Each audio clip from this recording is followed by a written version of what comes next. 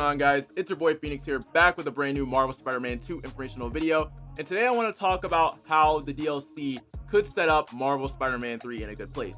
So without a doubt, if you guys haven't already, make sure you guys go ahead and hit that like button down below, and let's go ahead and jump right into it. This article from Game Rant says not only is Marvel Spider-Man 2 a great game in its own right, but it sets up an interesting future for the franchise. Miles Morales is positioned as the main Spider-Man for the series going forward, and he seems poised to be the mentor to another web slinger in the form of Silk.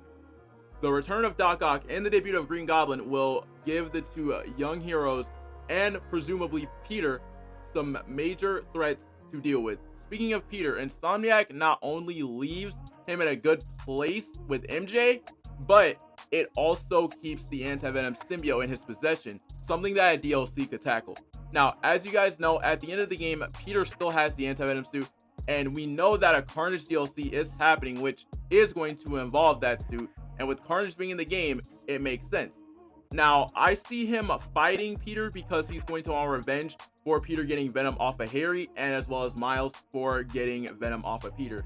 So, following that, it says, currently, it is unclear what Insomniac Games has planned for the Anti-Venom suit. On one hand, it makes Peter Parker significantly more fun to play, given how Miles' skill set is.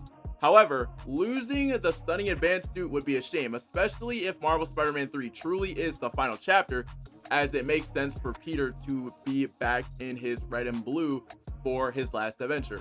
Fortunately, Insomniac has an opportunity to write the Anti-Venom suit out of the story before Marvel Spider-Man 3, assuming that DLC is released. I can see Peter losing the Anti-Venom suit in the DLC because I don't see it being in Marvel Spider-Man 3, because to me it would be better for them to finish up the symbiote saga in this game instead of us having to deal with it in the third game. Along with this, it says that the most obvious way for Peter to shed the Anti-Venom suit is in a conflict with Carnage, instead of trying to squeeze Carnage into Marvel Spider-Man 3, which is already set to feature Peter Parker's greatest two foes.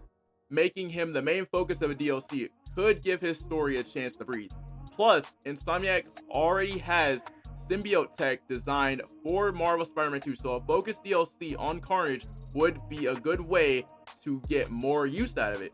Just like the City Never Sleeps DLC reused assets from Sable International's Mercenaries, a Carnage DLC could feature red versions of the basic symbiote enemy types from the main game. Now, this is very interesting because, as I said in my last video about the whole entire Carnage DLC, he was a cult leader in the comics, and as well as in the background, you can actually see all of his cult members back there with Carnage on them. So it's very clear that they could do this, since they did do the exact same thing.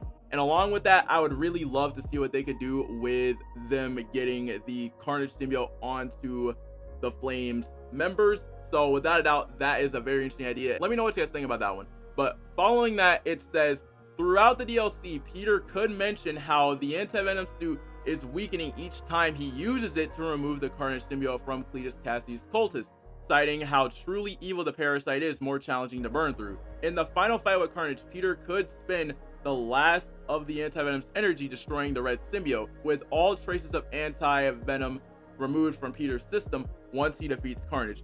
This way, he could return to his classic look in the final game without players worrying about potential plot holes, like Peter forgetting he has the Anti-Venom suit when he could be using it to make himself stronger. Now, with this is something that could be possible, because let's say if Carnage is way too powerful for Peter to handle, and once he gets down to the final boss fight with Carnage, Peter decides the only way to beat Carnage is to sacrifice the suit, like we saw Harry do in the Ultimate Spider-Man cartoon, which I feel is a very interesting way to get rid of the Anti-Venom so that we don't have to deal with any more symbiotes. Now, this last one is giving the Anti-Venom suit to Harry, and it says, just like Harry gave Peter the original symbiote, Peter could pass it back onto Harry, having learned the Anti-Venom version does not make the host lose control of themselves after wearing it for so long.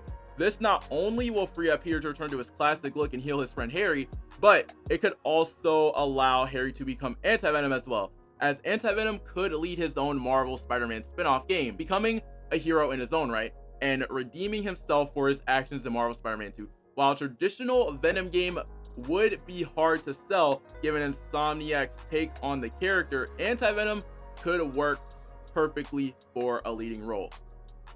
Now, first things first, we obviously already know, and this is even without leaks, we know that Peter's going to get the anti-Goblin suit so we can fight Goblin. That's already a given.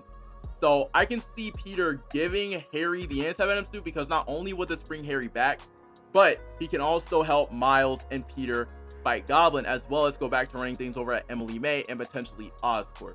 So let me know what you guys think down in the comment section below, because this is a very interesting one, and I feel like it could go well, and it can follow us up into Marvel Spider-Man 3. So without a doubt, if you guys haven't already, make sure to go and hit that like button down below, and I'll see you guys later with another spectacular Spidey webtastic banger.